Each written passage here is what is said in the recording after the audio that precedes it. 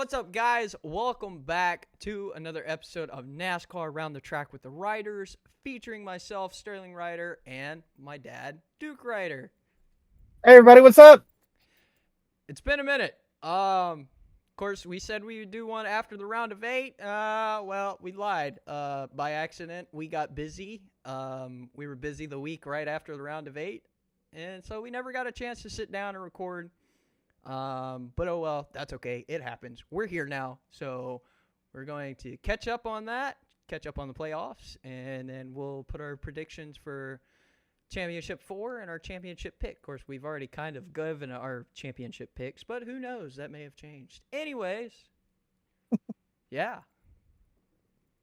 Yeah, so just a small bit of news to cover with the charter situation. NASCAR has announced that they plan on running 32 charters next year with 8 open spots. Because as we've discussed, 2311 and Front Row Motorsports is suing NASCAR under an antitrust lawsuit and did not sign the charter agreement. So NASCAR, those two teams asked for an injunction, which I believe is supposed to be heard November 6th, if I'm not mistaken, which is next week, next Wednesday, supposed to be heard by the judge. The teams requested an injunction to be able to operate as charter teams for 2025. NASCAR has responded to that, and according to Bob Pockrass, NASCAR has in their response in the court response was basically, look, you said that you would run without charters. You said that you did not want to sign the charter agreement. You did not sign the charter agreement. Therefore, it's not required because you're suing us for the charter agreement. It's not required for us to give you charters. So that was NASCAR's response to the court. In court, we will see. We'll see how that all works out. I'm not a lawyer by any means. I cannot see how this will play out in court. I would assume, just by looking at the other antitrust suits that they've had over with the NCAA and other sporting issues, I would believe that the court would give the injunction and allow those two teams to run as chartered teams next year. NASCAR also did say that neither team has put in a request for a transfer of charter from Stewart-Haas Racing. So that being said, is Haas factory team going to be stuck with two charters that they can't sell because the other teams are not buying? Give them any money? Are they going to lease those charters out just in case? Because they are still listed under the charter system. The 3 Stewart-Haas charters that were supposedly sold. Of course, we know that Trackhouse has one, and they've bought one, and apparently they've put in their transfer request, but 2311 and Front Row Motorsports has not. So those 2 charters are still active charters under NASCAR's listing. So there is a possibility that they could reach a deal where they would lease those 2 charters next year from Haas factory team, which is what SHR is going to become next year, and run at least one chartered car under the charter agreement through leasing. But who knows what's going to happen on that subject. So it's kind of some crazy news. But we've got a court date coming up and what's interesting about this court date, they wanted it back in October. It was originally supposed to be back in mid-October, but because of the hurricane that hit Tennessee and Florida and North and South Carolina, NASCAR asked for a continuance, and they got that continuance until next week. But what's interesting about this is when it falls. It falls after Martinsville, which will set the championship 4. Okay. There is still a potential where Denny Hamlin, who's one of the owners of 2311, can make it in. And Tyler Reddick, of course, we'll talk about this in a minute, has already raced his way into the championship. So, and this injunction hearing comes between Martinsville and the championship race, which could leave NASCAR handing one of those two men a championship trophy it in with a very negative attitude towards the teams, especially if they lose the injunction hearing. And to be honest with you, I'm going to rant for a minute on this whole thing. I hope 2311 and Front Row Motorsports wipes the mat with NASCAR through this whole lawsuit. Okay, because drivers, okay, we'll use Chandler Smith as an example. Chandler Smith has won races this year. Chandler Smith has an opportunity very well at Martinsville, could lock himself in to the championship 4 in the Xfinity Series. He could go out and win a championship, but he doesn't have a ride next year. He doesn't have a ride because he doesn't have money. Okay, he's a JGR driver. We've got people in Cup. Kyle Busch, perfect example. They lost the M&M sponsorship. JGR could not afford to pay him what he was worth. And they lost him as a driver. But NASCAR is making millions and millions and millions of dollars that they could be sharing with the teams through the revenue sharing. So, and I for one, I hate pay for play. Okay. I hate it. I know some of my drivers have worked their way up through pay for play, but NASCAR needs to have a system where, because this needs to trickle down to the Xfinity Series. This needs to trickle down to the Truck Series. I don't know if you see the purses, but Bob Pockrass puts out the purses every week for the Cup Series, Xfinity Series, and Truck Series. The Truck Series, it's pathetic. The purses are always less than $1 million, except for I believe Daytona is the only one where the Truck Series purse for the whole field is above $1 million. Okay, but yet it still takes several $1 million a year to run these teams. So it's going to, I hope that they win this lawsuit for the fact that it's going to require NASCAR to reevaluate the way they do business. Because with no teams, if there's no race cars on the track, there's no NASCAR.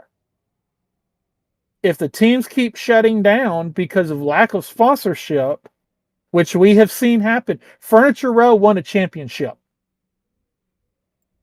2 years later, at the end of the very next year, actually not 2 years later, a year later, they shut their doors. Mm-hmm. Lack of sponsorship.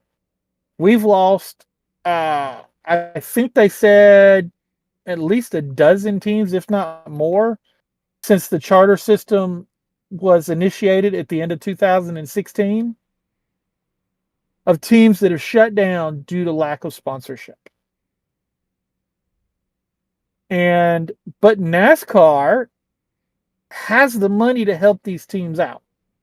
So the purses need to be bigger, especially in the lower series.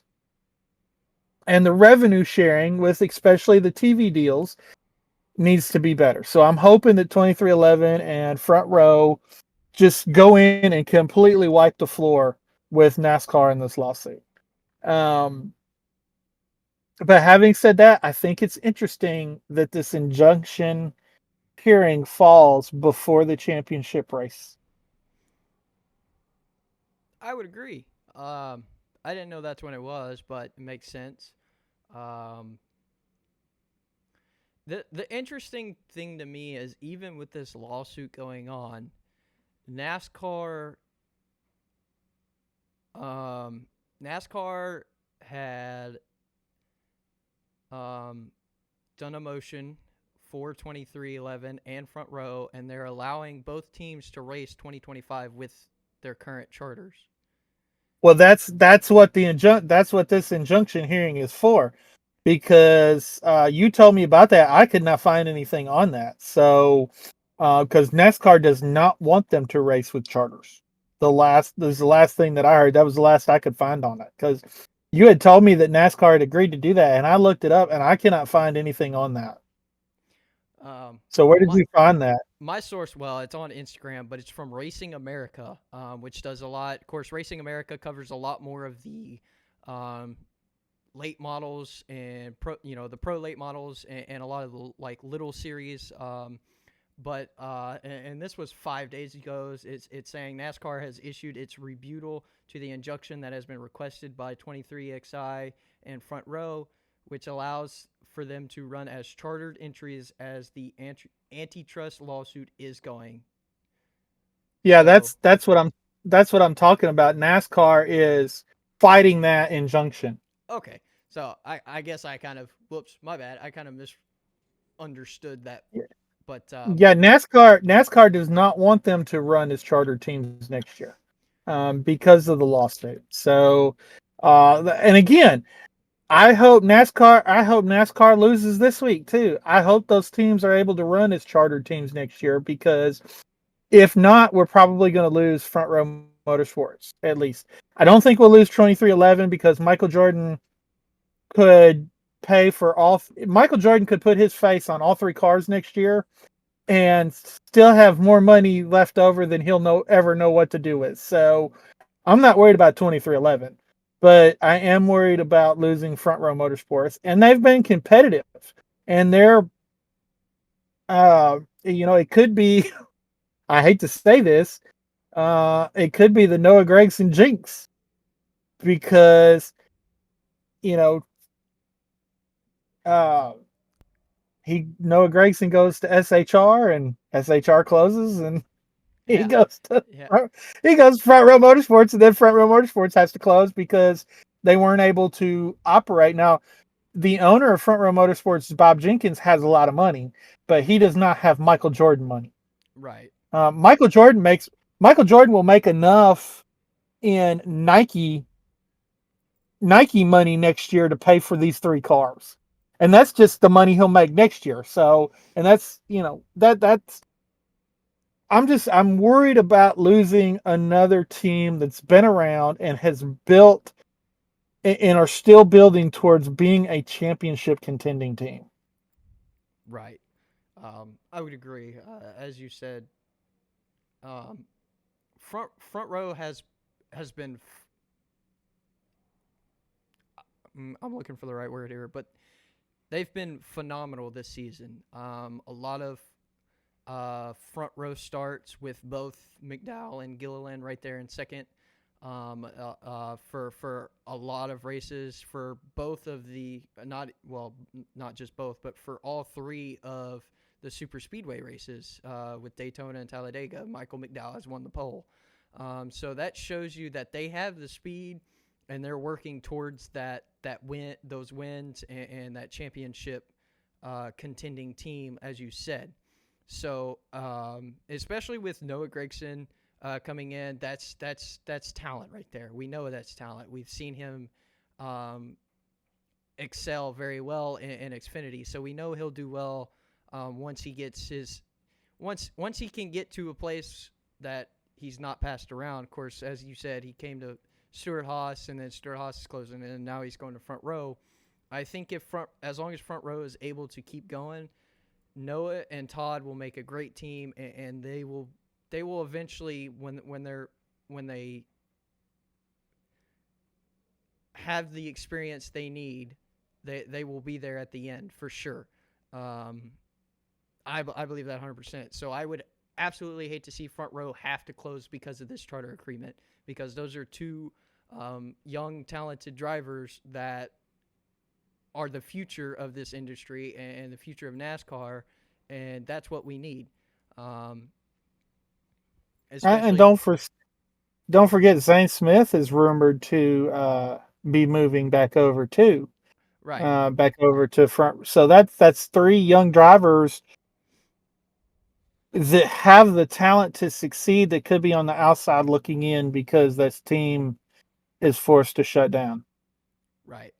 So, but like you said with 23XI, 2311, however you view it, um, you're right. Michael Jordan could run that by himself, absolutely no problem. With the money he makes off of just Nike sales in general and the Jordan brand, so he could easily run that. But it's not the same case for Front Row. So I'm hoping that this lawsuit shows NASCAR what they need to fix with this charter agreement.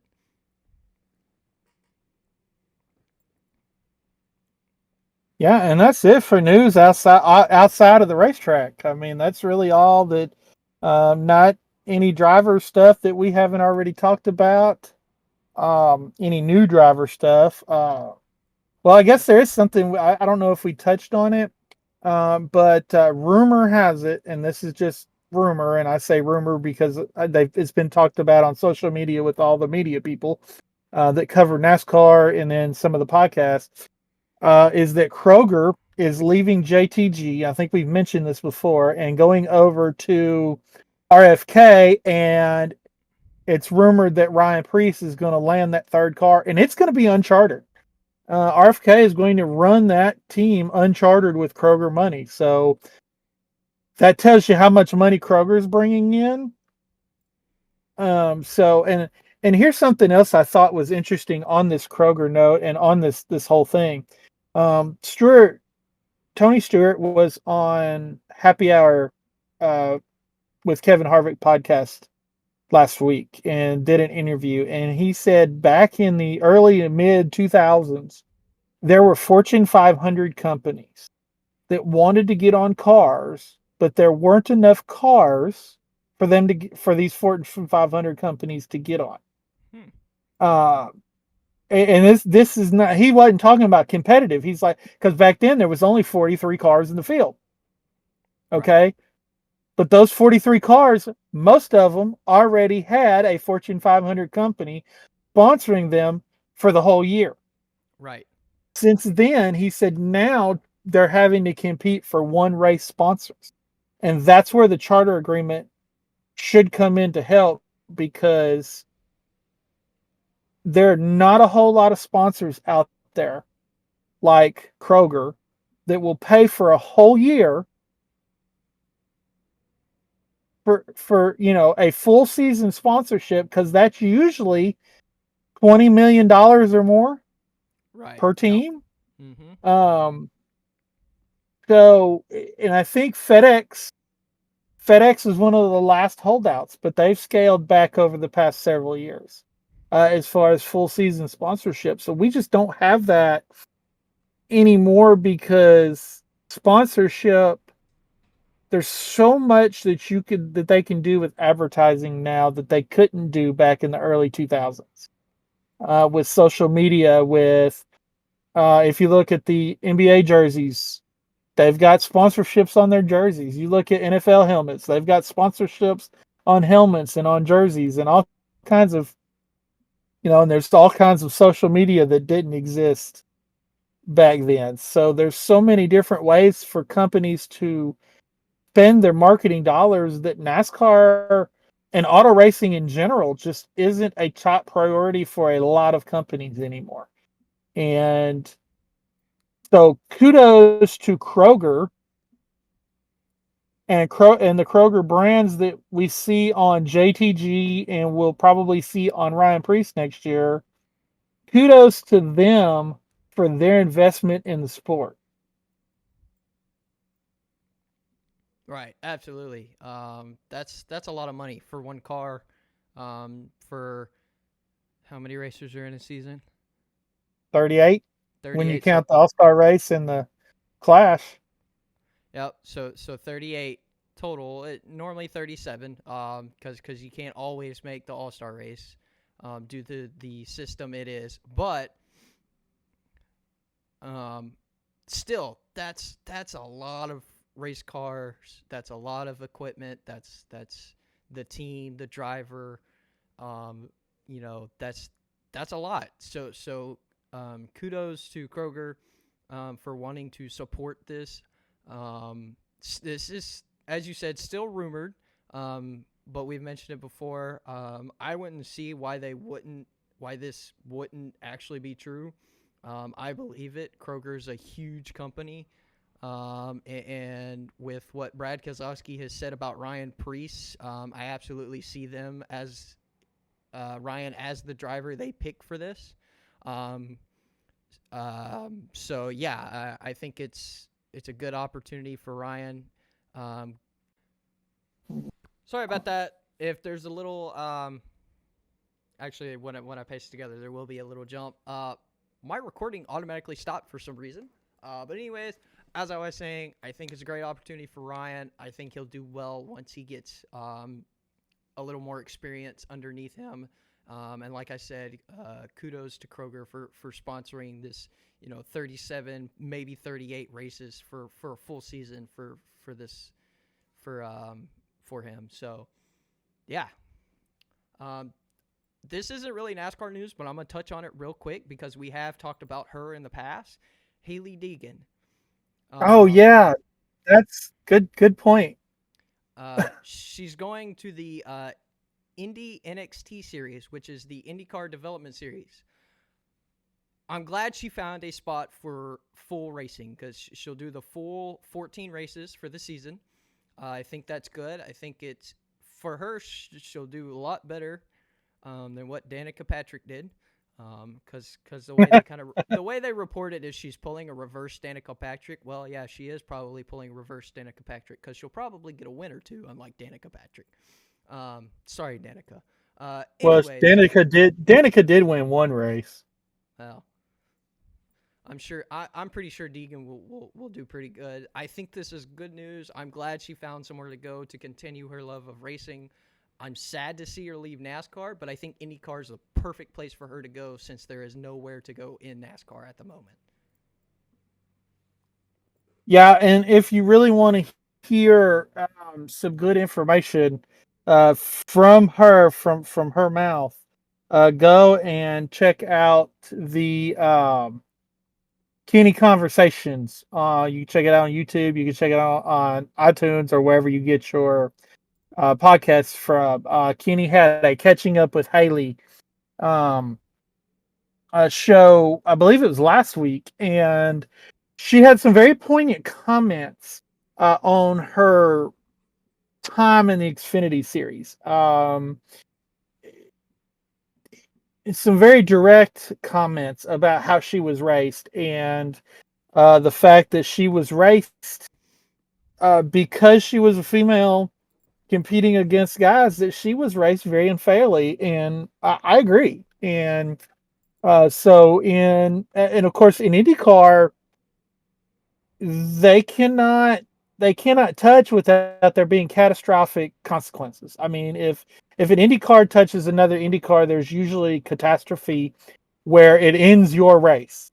Yep. Or, so she will be able to be raced a lot cleaner and than she was in NASCAR. So I believe that she has all the talent in the world. I believe she's going to go over there and succeed in the next IndyCar next. I believe she will be in IndyCar within 2 to 3 years. In the top IndyCar series. And then she also brought up another very important conversation in 2020 when the pandemic hit and they shut down, which that was her first season in the trucks. And they came back, no practice, no qualifying in 2020. They would show up at the racetrack, they'd get in their race cars, they'd race, They get out of their race cars at the end of the race, they get in their cars, and they go home. In 2021 was when they started the new system that we currently have for practice. And she said before she starts a race in IndyCar next year, she will have more practice in the car on the track than she had in her entire NASCAR career. And that is sad, and that is something that NASCAR needs to look at fixing. Back in the 80s and 90s, and even I think in the early 2000s, they had a rookie practice, which was an extra half hour to an hour, depending on what track they were at, where rookies got to practice before they brought the whole field out for practice. NASCAR should at least offer these rookies, if they're going to do a 20-minute practice session with two different groups, so that's a 40-minute practice session total, give these rookies another 20 minutes where it's just the rookies on the track so they can learn how the car is supposed to feel, with just some extra seat time, because seat time is vital to a race car driver. I would agree. I think NASCAR's biggest thing with that right now is they may come back and argue and say, well, we've got simulators now with the iRacing software, but they have it in IndyCar too. Exactly. That's what I'm gonna throw out. Is IndyCar has the same thing. That's not practice. That's yes, it helps you maybe understand the layout of the track. Yes, it helps you maybe understand what line is good under certain conditions.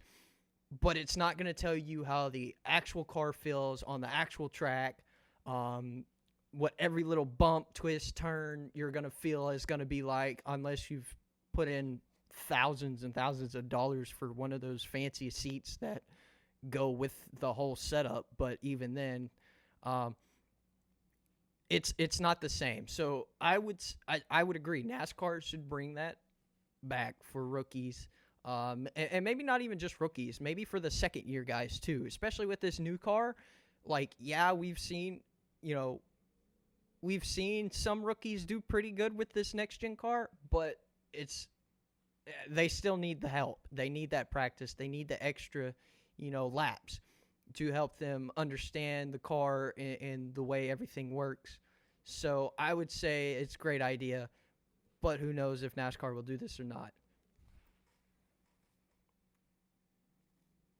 Yeah. And I understand NASCAR did it because they claim it was a money saving, to help the team save money. But there have been owners that's come out, Brad Keselowski being one of them, that has said, whether I practice for 20 minutes or I practice for 2 hours, it's not saving me any money. It might save me a few dollars on tires, but other than that, he says it's not saving me any money. So, because they're not changing the parts and the pieces and this and that. It's track time that these drivers are looking for, track time that these drivers need. And you look, and we'll just take Shane Van Gisbergen for an example. When he started out the year, some of these tracks, most of these tracks, if not all these tracks, he'd never seen before. So, and then in the second half of the year, he's going back to some of these tracks for the second time, and he's running a lot better because he's had that track time.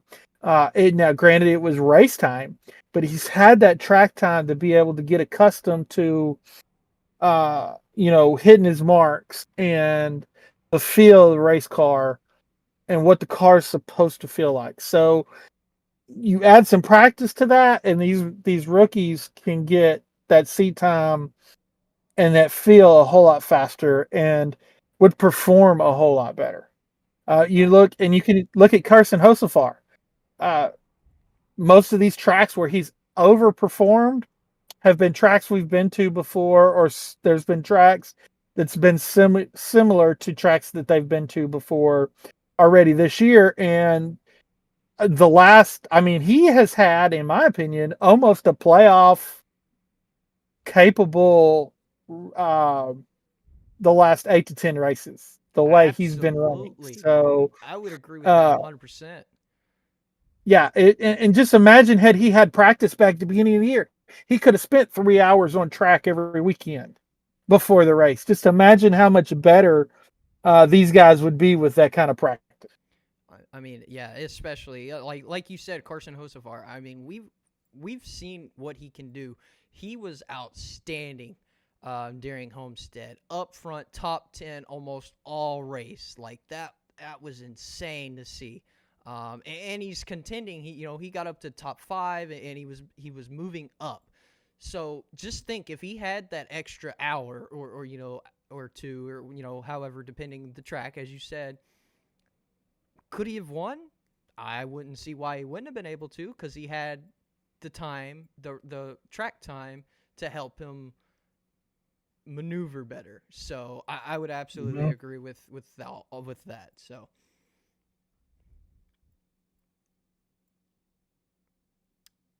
Yeah. So you ready to talk round of 12? oh yeah, round of 12. Sure. Let me pull it up real quick. Yeah. Okay, I got it up. All right, round of 12. Well, Yeah. So let's see. That started at Kansas. yep, Uh, Another non-playoff winner, yep. pulling off the upset at Kansas with Ross Chastain. Um, that did did really well. Let me see here, trying to pull up the results here, because it's been a while. Yeah. But Ross Chastain won the race. William Byron finished second. Um, which that set him up to be able to and so let's talk about uh these drivers in the playoffs, and let me go through the rundown here. Uh because I don't think any of them had a bad race. Kansas, but I could. Oh yeah, Kyle Larson, and Tyler Reddick.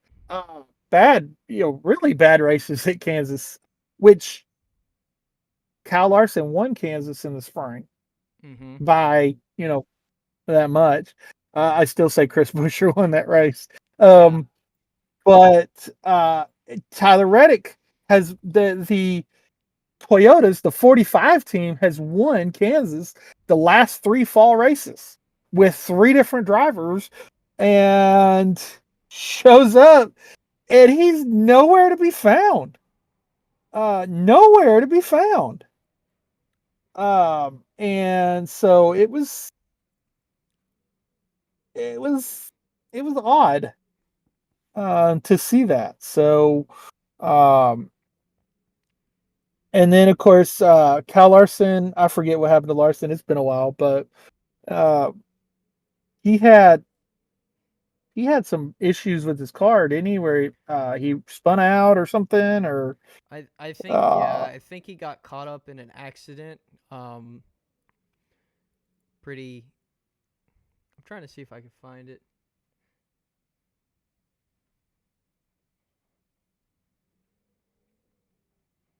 because like I Yep, said, it's he been a while, y'all, since we've been to these races. he got loose and hit the wall That's early in the right. race, and I think if I remember right, it broke a toe link. So that Yep. that took him a while. Of course, I mean he didn't finish dead last. He was able to get back all on track, and he ended up finishing 26. But still, for Yep. for Larson, that was a big hit. For the beginning of round of 12. Yep. And it was also Chase Briscoe's downfall this race too. I mean, it just put these guys so far behind that they pretty much coming out of Kansas, they were almost in must win situations. So Reddick was able to get his way in, point his way in to the round of 8, and then Kyle Larson won later in the round. So Joey Logano finished 14th. Chase Elliott 9th. Denny Hamlin 8th. Christopher Bell 7th. Alex Bowman 6th. Ryan Blaney 4th. And William Byron 2nd. And that pretty much covers the... But I thought Kansas was a good race. I think Ross did a really good job racing the playoff drivers cleanly. Mm-hmm. He didn't put anybody in any compromising situations. He did, but he didn't. I mean, he raced them, but he raced them clean, and he raced them hard. Right. Yeah. Props to Ross on that. He pulled that off. And he threw what this playoff series has been almost is he threw another curveball into the round because round of 16 same way we had a non-contending playoff driver win a race, and so he throws it into round of 12. Props to him by racing hard and clean. We've seen earlier when he first got into Cup that wasn't exactly how he was. Nope. So definitely a huge step for how he used to be. I like Ross now because he's definitely grown and a lot more mature with his hard style of racing. He is still aggressive, but he's aggressive when he needs to be. He has figured out when he needs to back off. But the aggressiveness for Kansas pulled him off a win and throws another curveball into the round of 12. So and also sets that team up good for next year. yeah. Because going winless through the whole year kind of makes you wonder, well, can we still do it? And start questioning yourself. Well, they answered the question at Kansas, we can still win races. So, and I'll be honest with you, look out for them next year because they could be very dangerous. Oh, absolutely. They could come out of the gate hard and fast, and he could make his year in 2023 look like a non-competitive year next year. So because they went out and they said we can win, and more importantly, not only can we win, but we can win when the best teams in the garage, the championship 12, are bringing their best equipment to the racetrack. Because we beat the best of the best with their best equipment. So that means that we can go out and we can win races. So, but not the only upset driver in this round, because then we move on to Talladega and the wild card anyway. Yeah. And I'm not going to, I really won't call Ricky Stenhouse Jr. an upset victory because he's won races on these style of tracks before, but I will call it an upset victory because it's a playoff race. Because it's a race that drivers need to run well in to advance, because you have Talladega and the Charlotte Roval in this round back to back. You cannot afford to have two bad races. And we've already seen Kyle Larson, Tyler Reddick, Chase Briscoe already have races where they struggled.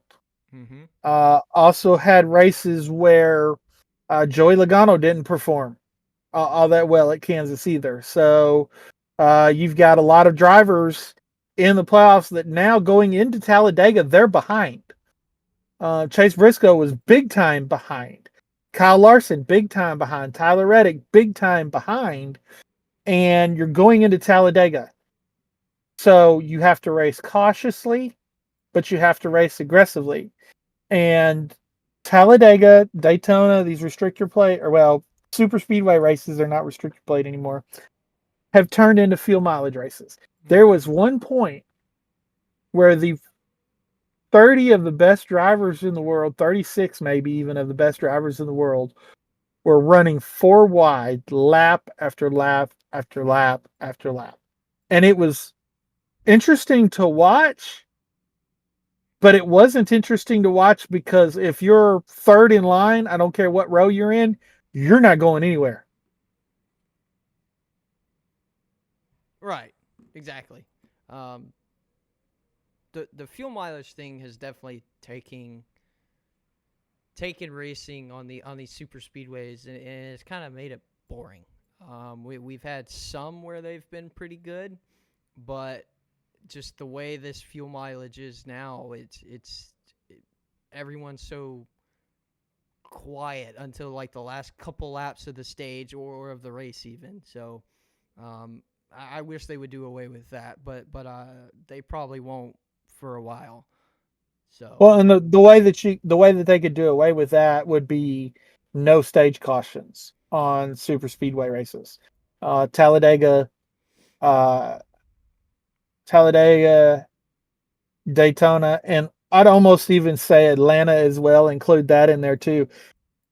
Give the stage points out, okay, but give the playoff points out at the end of the stage for the stage winner, but no stage cautions, because that's going to make the teams. There's still going to be fuel mileage racing, yes, because they still got the same number of laps, but that's going to vary the strategies because you don't know if there's going to be a caution. You don't know when there's going to be a caution. So if the field says you can run 45 laps, you're going to run probably between 40 and 45 laps, and then you're going to pit.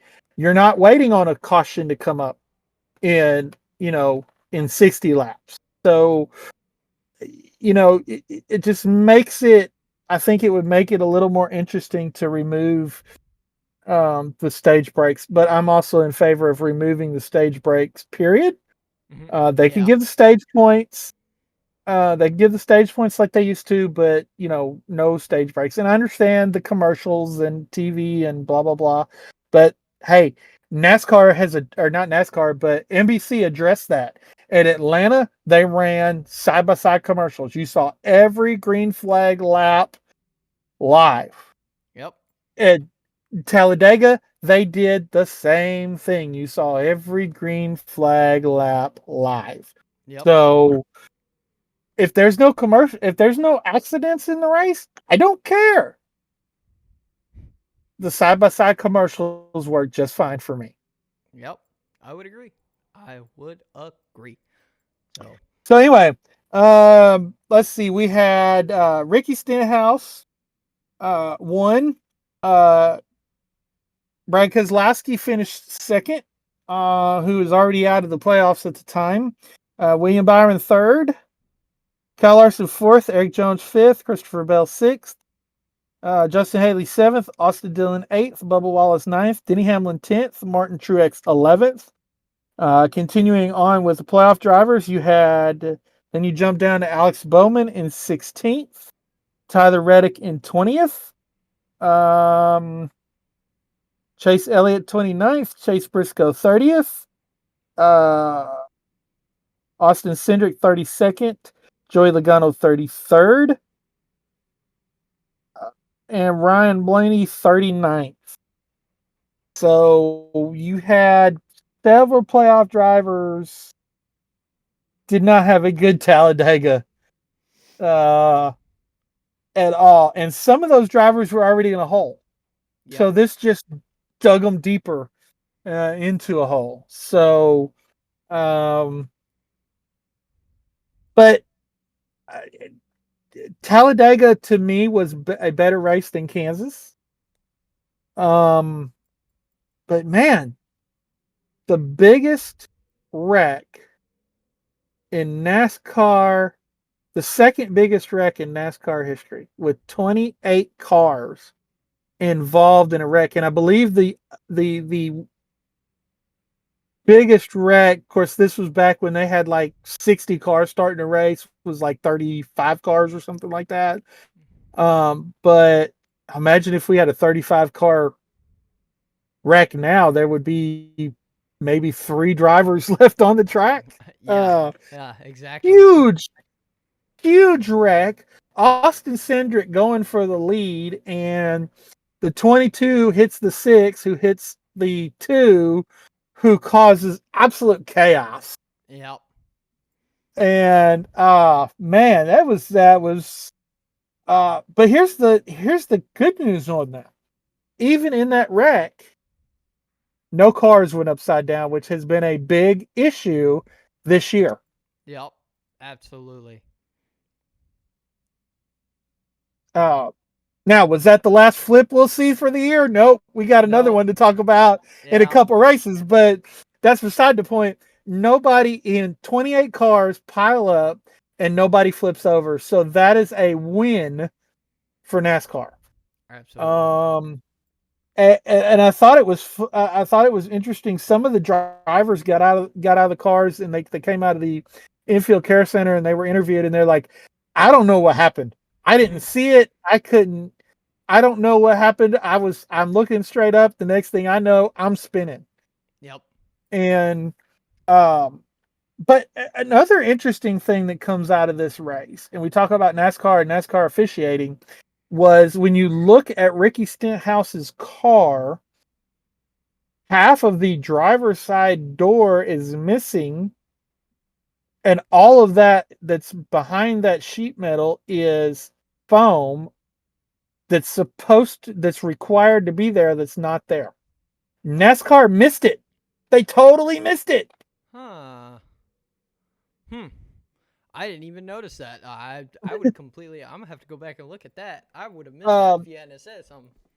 He should have been forced to pit to replace that foam. Of course, they can't replace the foam, so that's he pretty much would have been out of the race. So he should have been forced to pit, but NASCAR said after the race that they didn't notice. So uh, yeah, it was not a good look in my opinion for NASCAR to allow that. NASCAR has been missing. They've missed some obvious things this year, and that was one of the most obvious calls that they should have caught. And we'll get into another one when we talk about the Roval. Um, and it was very interesting to watch how that went down. So, yeah, one thing we did not do, and I actually need to go back because we need to talk about Kansas in the Xfinity Series. We didn't talk about Kansas. We didn't talk about the other series like we should have. Um, but Eric Amarola won Kansas. Connor Zillage continues to impress with the 4th place finish at Kansas. And let me see. I need to find my playoff results here. For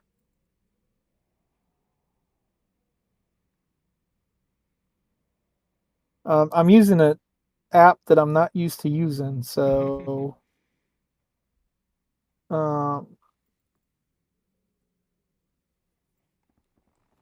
anyway,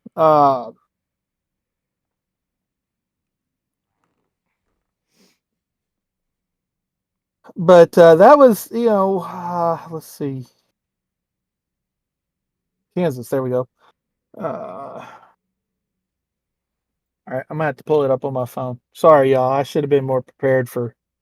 But I was focusing on the Cup Series, and then I got to think. I was like, well, we've always talked about these other series, so we need to talk about them.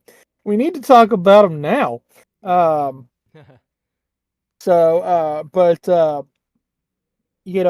was very good race. Of course, the Xfinity Series is the best race of the weekend. So, but Eric Amarola pulls off that victory. Let me see. I do not believe the trucks did race at Kansas. Corey Heim, Yep. got him a win at Kansas. Lane Riggs, who had won the first 2 races in that round, as a playoff spoiler, finished second. I mean, his imagine had Lane Riggs been in the playoffs. I mean, he had first, and second.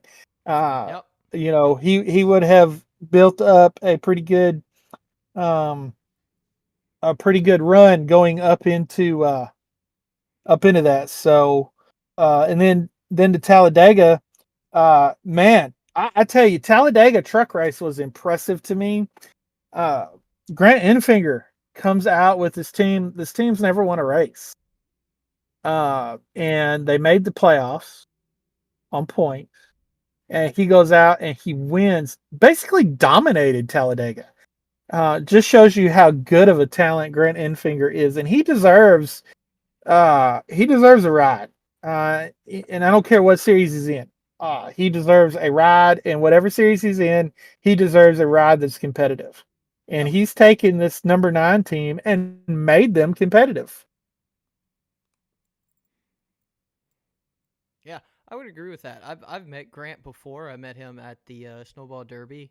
Really good guy, good racer. He's got talent, and he's proved it. He actually proved it twice. I made it in on points, and he's going to the round of the championship 4 for the trucks. So impressive, very impressive. I would agree. I think he deserves full-time ride with a championship team because he's proven he is a championship contender. For sure. I mean, going on around to 4, championship 4 with trucks. And if he wins the championship, even more of a reason for him to have a full championship contending ride. So I would agree with that. Yeah. So that pretty much covers Talladega. Moving on to the Roval. The trucks did not race at the Roval. Darn. But yeah, they need a road course on the Truck Series schedule. And I'm not sure if the Roval would be the best one. As you were saying, sorry guys. Apparently disk space ran out, so I had to go free up more space. We talk a lot. Yeah, I guess so. All right, so the Xfinity race at the Roval, Parker Kligerman is this close. I mean, literally this close to crossing the start-finish line on the white flag lap when NASCAR throws a caution for a car that had been in the tire barriers for about 20, 30 seconds. Oh, And another bad officiating move by NASCAR. Yes, it should have been a caution. The caution should have been thrown either 20 seconds earlier or 2 seconds later. yeah. This is the identity. This is the definition of race manipulation from the NASCAR booth. But either way, we're going to kind of run through this pretty quick because of space. So we want to get all this for you guys. Sam Mayer is able to pull off the win. And it was a decent race. I just hated that Sam went out there and did what he did. So okay for Sam Mayer. I just hate that Parker Kligerman missed out, really. Yep. So anyway, that set the round of 8 for the Xfinity, which was Justin Allgaier, Cole Custer, Austin Hill, AJ Allmendinger, Chandler Smith, Jesse Love, Sam Mayer, and Sammy Smith. Are the final 8 drivers for the round of 8 for the Xfinity series. So then we jump into the Cup series, and there's not a whole lot to talk about. Kyle Larson pretty much just dominated this race. Yep. What there was to talk about was that at the last caution, Tyler Reddick and his team choose to pit and put on fresh tires. When on the restart, Tyler Reddick was in, I think it was like 25th, 26th. Joey Logano was running in the top 5, and there was a very wide points margin between the two. as to who was going to make it and who was not going to make it. And Tyler Reddick passed enough cars to where he passed. He got up to 13th, I believe, and Joey Logano fell to 8th, and that gave Tyler Reddick enough points to move into the round of 8 and eliminated Joey Logano, or so we thought. Yeah. Alex Bowman, who was having a career playoffs, literally a career-saving playoffs, because remember before the playoffs we talked about if he didn't have a good playoffs, he was out. Okay, even though they told him he was in, still that rumor was there. He's having a career playoffs and gets disqualified at the end of the Roval for being too light. And Hendrick Motorsports decided not to appeal that disqualification. And yeah. Yep. It was a game changer for the playoffs because that put Joey Logano back in and eliminated Alex Bowman, who, like I said, was having a career playoffs. Yep. Had scored more points up to that point than any playoff driver. So anyway, yeah, very, very, very interesting. Then we go to Las Vegas with the Xfinity Series, and out of left field comes a team that made the playoffs, was hanging on, had not won a race all year, and went out and he just tore the track up. I mean, AJ Allmendinger came out and won the race, got himself into the championship 4 this year. But I want to point out a very, very impressive run by Ryan Sieg. And I'm an AJ Allmendinger fan. I'm a Colleague Racing fan, but I'm also a Kyle Sieg fan. And Kyle was coming. He was coming, and they exchanged the lead there several times, and it was fun to watch those last 20, 30 laps in the Xfinity race at Las Vegas. I sadly didn't watch it. I didn't have the timing I had. I didn't have enough time to watch all the races, so that's on me. I should have brushed up real quick, but I didn't. Oops. Yeah, but it was a good. It was a good race again. Trucks weren't racing that weekend, but the Xfinity Series outdid the Cup Series because the Cup Series turned into a stupid fuel mileage race, and the guy that was disqualified, or the guy that got in on a disqualification the week before, that was out at the end of the race, that got in on a failed post-race inspection by another team, goes out and does what he's done in all of his races this year and stretches his fuel and wins his way into the championship 4. The driver that we like the least in the series, Yep, has locked himself into the championship 4 again, that being Joey Logano. Yep. But I want to point out that my round of 8 that I had was the people that made the round of 8. I didn't have Alex Bowman making it, which had Alex Bowman not got disqualified, it would have thrown my round of 8 off by one driver. But Joey, on a disqualification, was able to make it in. So mine also but would have been off if Bowman had moved on, but yep. But Joey pulled it off, and Christopher Bell dominated Las Vegas, and with the fuel mileage and the way all that worked out, he came back to finish second, but it wasn't the win he was looking for. Right. Yep. And then also we need to point out that William Byron had 4 top 5s in a row coming out of Las Vegas. So William is having another uh, career.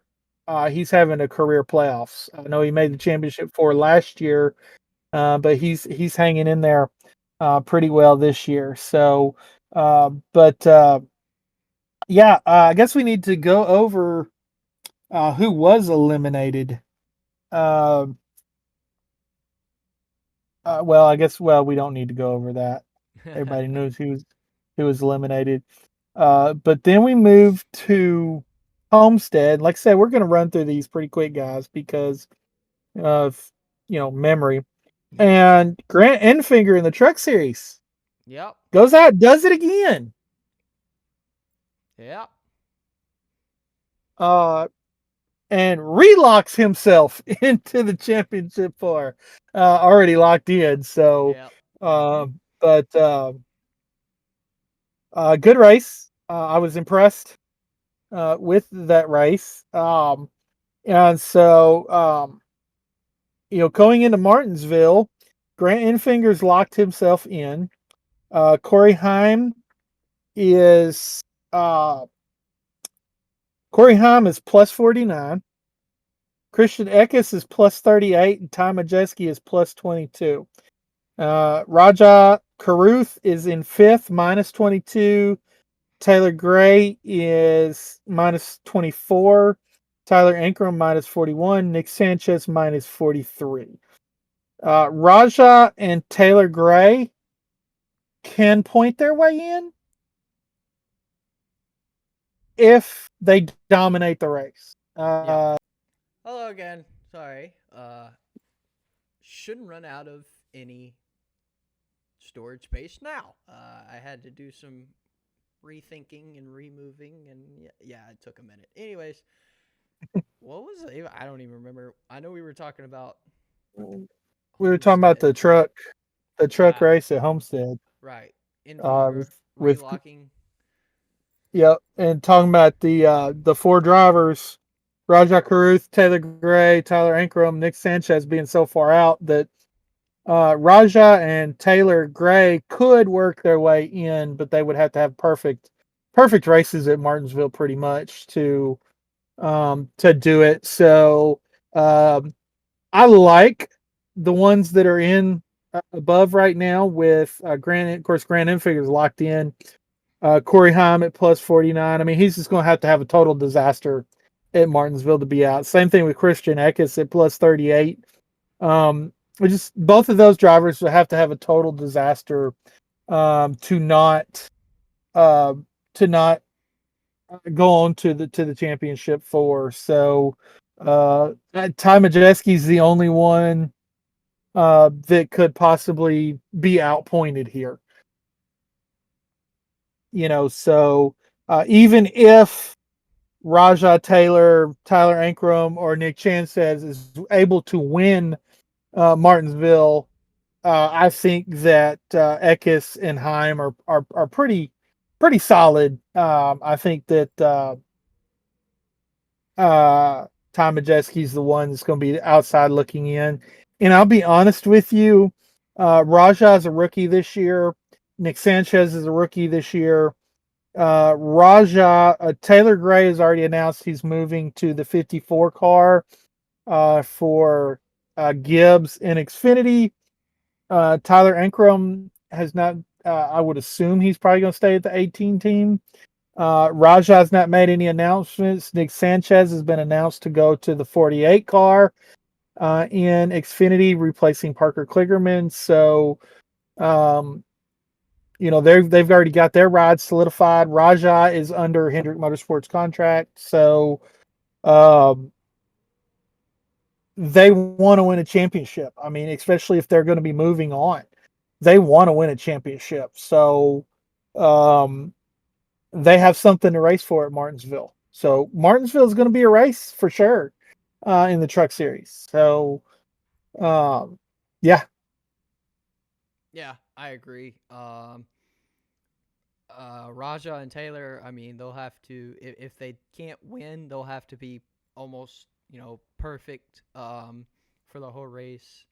Um, but Caruth maybe by a couple points. But Ty Majeski's pretty good. It's going to be hard to outpoint him with one race to go because we know Ty is pretty good. He's won races before, and so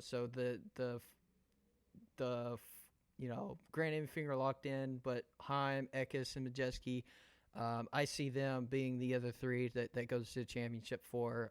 Like I said, unless Caruth or Gray do really, really good if none of the four under the cut line win. So that's and this is the only series that has 3 spots available. The other 2 series only have 2 spots available. So, and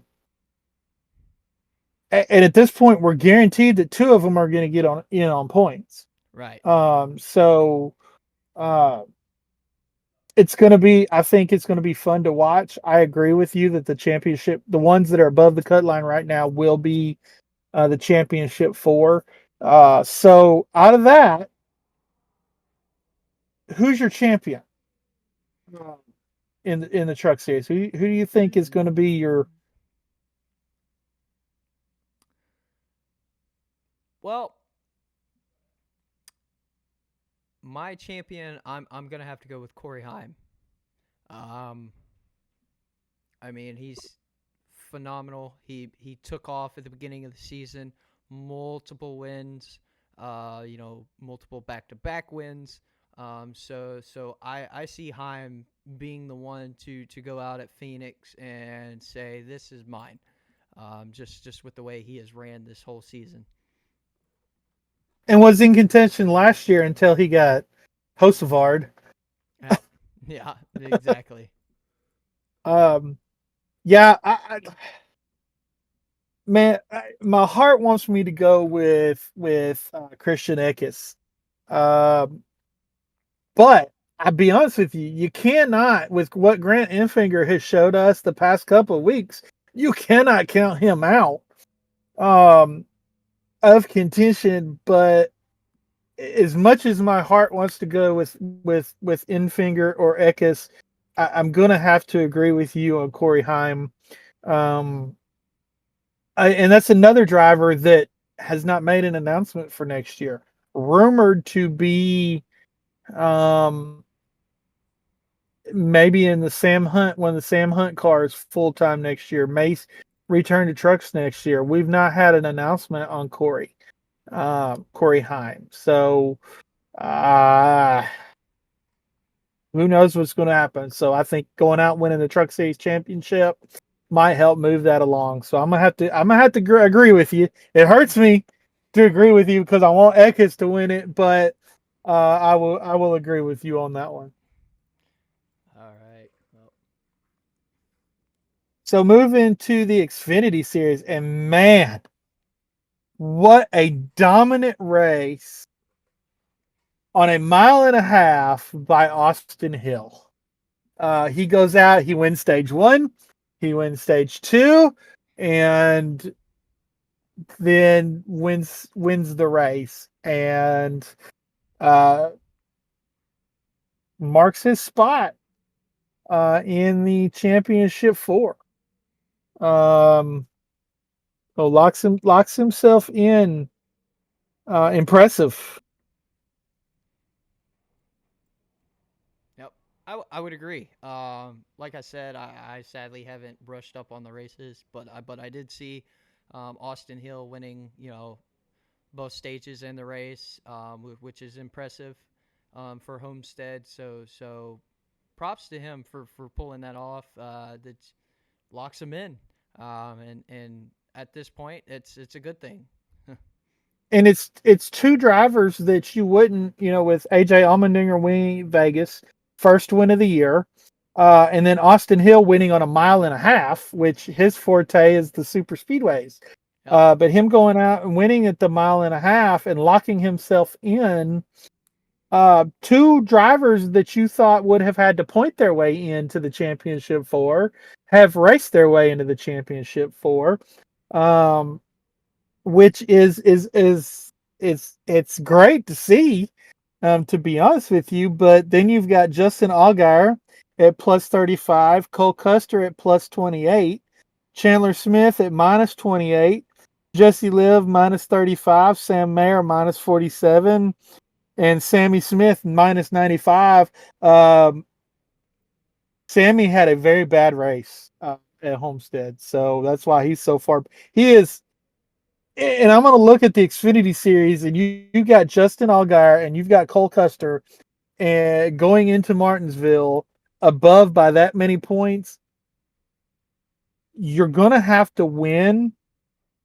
And the only person I can see challenging in them for the win is going to be Chandler Smith. That could potentially work his way in, but I'm going to say that the four that are in right now is going to be your championship four. I would agree with that. Cole's defending champion, Justin, veteran. He knows what he's doing. He knows how to get there. And then obviously Hill and Allmendinger already locked in. So I don't see the four there changing for the championship four for Xfinity either. So Who's your pick? That's the This is tough a one. tough one, isn't it? That's a tough one because we got Hill and Allmendinger who we expected as points, but they proved us wrong, went and won to lock in. Allgaier again being the veteran and Custer being defending champ. Who I don't know. I'll go out on a limb here. I'm go with Justin Allgaier. Been waiting for that one. I think he can pull it off this time. As long as he doesn't have the same incident he had last Phoenix race, where he ended up tire went down, he spun out and wrecked into the wall. As long While as he was doesn't, leading exactly the race. So as long as his tire doesn't go out from him, I think Allgaier will be able to pull it off and get that championship he's been looking for. Yep, I agree. If Chandler Smith does not race his way in at Martinsville, it is Allgaier's championship to lose. I believe. So I'm going to go with Allgaier. Allgaier deserves it. He did sign a multi-year contract to continue on with Junior Motorsports. Been an Allgaier fan for years. Years and years and years. He's from close to my hometown in Illinois. So yeah, I'm very much looking forward to watching Justin raise that trophy at the end of the year.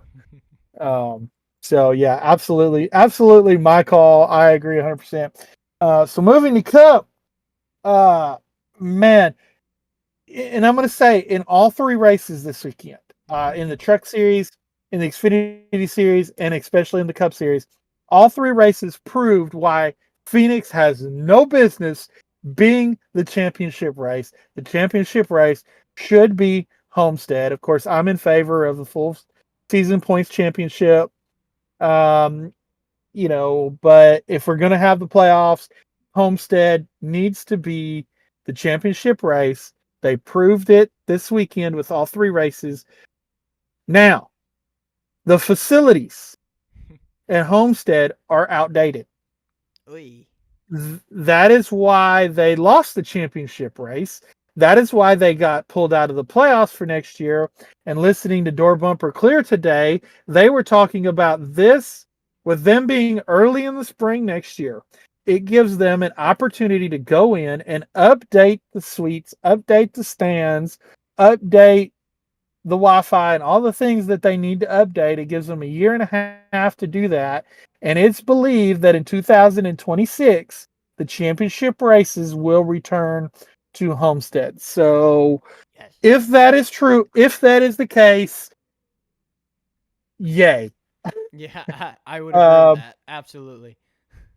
Best decision NASCAR will have made since well, in years, to be honest with you. Yep. Will be going back to Homestead. And here's the thing: if they spend the money to update this track, like it's believed they're going to do, fans in the area have to go to the race.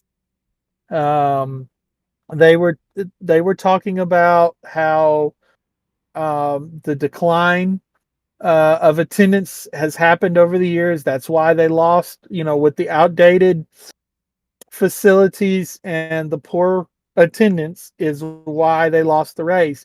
With outdated facilities is going to cause poor attendance, which is why, so if they update the facilities and they move the championship race, people need to go. And I believe they will. I believe with updated facilities and the championship race, especially with the race that we had this weekend, with the races that we had this weekend, will bring fans back to Homestead. So, especially with the Cup race, I had to stop. I had to start watching with about 20. Well, no, there's about 12 laps in stage 2 left, and then catch back up on it later in the evening. But the racing that I saw all day long in Miami was phenomenal. Mm-hmm. And that caution comes out again. Kyle Larson puts himself in a bad position, spins himself out, brings out a caution, trying to pass Ryan Blaney. Tyler Reddick had just pitted. He had about a lap and a half on his tires, which is another thing about Homestead is there's tire wear. Tires make a difference. Pit cycle strategy makes a difference in this race, which is why they're so great, why they're such great races. Just about every championship race we saw at Homestead came down to a pit strategy call. So, but Tyler Reddick comes out. He stays out because he everybody else pits. Kyle Larson has after he spun, he came up on track. He only lost one position. Denny Hamlin passed him, but they had a terrible pit stop. And he came out in the mid-teens and was able to waste his way up to 13th. But Tyler Reddick, 2-lap-old tires, stays out, loses the lead, falls back to 4th place because Christopher Bell got by him, and comes back with 7 laps to 3rd, or in 6 laps to 3rd, 1 lap left. He's got to pass Denny Hamlin and Ryan Blaney. Denny's multiple race, he's won 55 races. Ryan Blaney, defending champion, and he passes them both on the last lap. Mm-hmm. That was awesome to see. I texted you when I saw the race and I said, man, if my championship pick cannot win it, which we'll get there in a minute, I want Tyler Reddick to win it because I want to see NASCAR hand Michael Jordan and Denny Hamlin and Tyler Reddick the championship trophy, knowing that they are getting sued by 2311. Yep. I want to see it. I want to see it happen. If my driver cannot win, I want to see Tyler Reddick win this championship. So we got Tyler Reddick locked in. We've got Joey Logano locked in. We've got Christopher Bell plus 29, William Byron plus 7, Kyle Larson minus 7, Denny Hamlin minus 18, and Ryan Blaney minus 38, Chase Elliott minus 43. Those two drivers have to win. Denny has to treat it like a must win. And Kyle Larson can very easily point his way in. We don't want him to, though.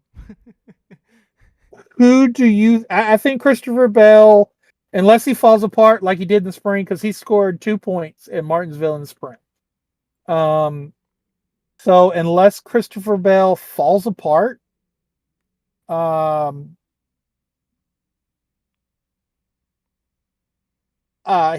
think he's going to advance. So it really comes down to William Byron, Kyle Larson, Denny Hamlin, minus a Ryan Blaney or Chase Elliott winning. So who's your championship for? Well, this is tough. Being Martinsville, we saw what happened in the spring race. Hendrick 40th anniversary, we finished 1, 2, 3. So my input on this, with it being Martinsville, it's going to be Hendrick driver winning. Which one? I don't have a clue. I don't think Elliott's going to be able to pull it off. We just haven't quite had what we needed ever since the playoffs started, which stinks because that's my driver. So I'm going to say it's going to come down to Byron and Larson. And Larson... Byron's got more wins at Martinsville than Larson does. That is true. Because he's won twice. I know, but Larson's always been that one when he's in a bubble, he gets himself out of it. That's the or he wrecks. issue. Or he wrecks because he overdoes it. With that being said, I don't know how he may attack the five team with Larson will attack Martinsville, but I still think Byron will be able to hold it off and keep his fourth, that final fourth position for the championship four. So I think William Byron's going to be the one that continues on, along with Bell, as long as Bell doesn't fall apart like he did in the spring race and Blaney or Elliott don't win it. And this is the same guy, by the way, y'all, that you could go back and watch our preseason show. Said Christopher Bell wasn't even going to make the playoffs. Now Christopher Bell, he's got Christopher Bell in the Final Four. All right. Kid proved me wrong, okay? If he does make the Final Four, that would be 3 years in a row he's made the Final Four. Mm-hmm. So and what you were counting on his luck not holding out. I did. I was expecting that, but he's proven me wrong. He's completely proven me wrong. I see him as a championship contender now. I don't see him winning the championship, but I do see him winning it in the next year or so if he can keep up this I don't know what words to say, but if he can keep up what he's been doing the past few seasons, I see him winning a championship in a year or two. Absolutely. I'm gonna go with your same Final Four. Yeah, I agree. I think William, as long as he doesn't fall apart like he did last fall, he barely made it in last fall in Martinsville. They really struggled. But if they come back, he's hit some home runs this year. He hit some home runs last year in Texas. Last year, he got Hendrick Motorsports' 300th win. He won the Daytona 500. Won Hendrick Motorsports' 9th Daytona 500, and then went and won their 40th anniversary race at Martinsville. Those are big home runs. He's got to hit another home run at Martinsville this weekend, but I think he's going to do it. Does he have to win the race? No, but I think he will finish good enough in the race, get enough stage points to where he'll outpoint Kyle Larson. And barring a Ryan Blaney, Chase Elliott win, he makes it in. And he better make it in because I'll just go ahead and say it. 24, we are going to win the championship with the 24 team. We are going to start the season with the win in the Daytona 500. We are going to bookend the season with a win at Phoenix. And people are sleeping on William. Sleep on him. Go ahead. I want you to sleep on him. Don't pick him because he's my guy. Everybody that's out there that's sleeping on William Byron, sleep on him. I don't care because he's going to shock you. He's going to win this championship 24. I can't disagree. I can't disagree. So he's your championship pick too? He is my championship pick as well. But I'm also going to throw this out. I agree. 24 in 2024, William Byron. That's my championship pick. But as you said, he has hit some home runs, but he's also and lately he's been on a really good top 5 finish run streak. Yeah. 5 straight top 10s, 4 straight top 5s. Exactly. And I believe he'll keep that up. and I still believe he's the championship winner. He's my championship pick. However, I'm gonna pick a number 2, as well. Of course, there's only 4 drivers to pick from, but as I'm gonna throw this in. If something does happen, like last year with Phoenix, with how Byron, because last year Byron was dominating Phoenix. However, some pit strategies came in, and we fell back, and we just never got back up. We lost almost all of our speed when we got into traffic. If something like that does happen again, I'm hoping it doesn't, then I see Tyler Reddick being the one to pull off the championship. He's my second. I would say it's between Byron and Reddick at the end. But Byron is my number 1. I think Byron 20, as you said, the 24 in 24. And he knows what happened last year. He can go and make sure that doesn't happen this year. So I still stick with Byron as my championship pick. Yeah, and like I said earlier, if William doesn't win it, I want Tyler to win it so bad. And like I said, I also hope that on the 6th, November 6th, NASCAR loses their appeal of the injunction. I hope that the judge grants the injunction, that 2311 is able to, and Front Row Motorsports are able to race with charters next year. And then if William cannot win the championship, I mean, you talk about the ultimate stick it to him. How are you going to tell your championship driver you're not racing with the charter next year? I mean, you talk about NASCAR will look so stupid if that happens. So I almost want him to win over William, but I cannot go against my favorite driver to win the championship. I can't.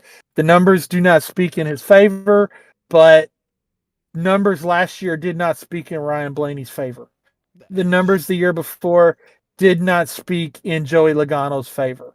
Kyle Larson in 2021, the numbers were all over for Kyle Larson. I mean, the numbers pointed that you could not beat Kyle Larson in 2021. In 2020, the numbers pointed at Kevin Harvick and Denny Hamlin winning the championship. Neither one of them did. Chase Elliott won. In 2019, the numbers did not look at Kyle Busch at winning the championship. He won.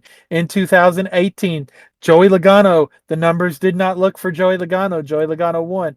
2017, 2018, you talk about they had the big 3. It was Martin Truex, Kyle Busch, and Kevin Harvick. None of them won the championship. Nope. 2017, all the numbers pointed at Martin Truex winning the championship. He did. So you could go by the numbers, but the numbers don't always line up the way you would think they would. So I've got to go with William. I think this is his year. The numbers line up. 24 and 24. 24 and 25 does not make sense. 20. We did have 22 and 22, so why can't we have 24 and 24? Exactly. And I tell you this much, we will not wait until 45 for Tyler Reddick to win the championship. If Tyler Reddick does not win it this year, next year, and I mean from here on out, I see Tyler Reddick being just like Christopher Bell and being a perennial title favorite. Yep. From here on out, he has proved he belongs here. And I could see next year. I mean, this is just the truth to the matter. I could see it being Tyler Reddick, Christopher Bell, Kyle Larson in the final 4, and then you can throw whoever else you want in there as the 4th name, just because of how good they are and how much they've proven that they deserve to be here. Absolutely. I would agree with that 100%. I see the same thing happening next year, and even in 2026, same 3 drivers being, consistent right there, being the contenders. So, yeah. All right. Well, we're caught up. We've got 2 races left to go in the season. I don't know whether to cheer or cry because I miss my racing in the off season, but um, it's going to be good. By the way, I gained more points on you in Yeah. fantasy. So with two races now, I am up by 200 points. So good luck catching me. Um, I'm gonna have a disaster in Martinsville or Phoenix for you to Well, catch me, which will not happen. So yeah. yeah. Well, you're up by 198 exactly. But yeah, unless I can pretty much, yeah, you would just have to flop badly. But with 2 races left, I don't see that happening. But we'll see. 2 races: Martinsville, final race, round of 8, and then Phoenix Championship 4. Um, yeah, I think it'll be good. Um, I will also miss racing, but during the off season, we will be still bringing some content. It won't be us as a podcast together, but we'll be doing some reviews of diecast. So stay tuned for that. But our next episode will be after the season ends, with a postseason recap and championship winner talk. So that's And celebration. yeah, and celebration, of course. So we'll see you after Phoenix. Anything else? I will also have a pretty big update on what's going on with the lawsuit because we will have our injunction, ruling on the injunction by then. So we will know going into 2025 whether NASCAR will have 32 or 36 charters, which I believe going into the off season is the biggest story in years, going into an off season. I would agree. That'll And be we also have Martin Truex with 2 more races left, so it's gonna be bittersweet to see him go too. yep. I would agree. But yep. So 2 more races, as you said. Some big news coming up as well with the lawsuit between NASCAR and then 23XI and Front Row. So yeah, we'll see you after that. All right, you gonna give your sponsor shout outs? Yeah, of course I am. I love my sponsors. Don't forget, they're not a sponsor yet, but they will be soon, we hope. CircleBDiecast.com for all of your diecast needs. Yeah, there it is. I was waiting on it. So yeah, make sure you check out Circle B Diecast. Link down in the description below. And of course, for my partnering sponsors of the channel, we've got Dubby Jitterless Energy Blend. Yum yum, really good. They're canned drinks. Hey, guess what? They're gone. If you get on the app or go to their website, there may be a few cases left. If you want some, better go get some.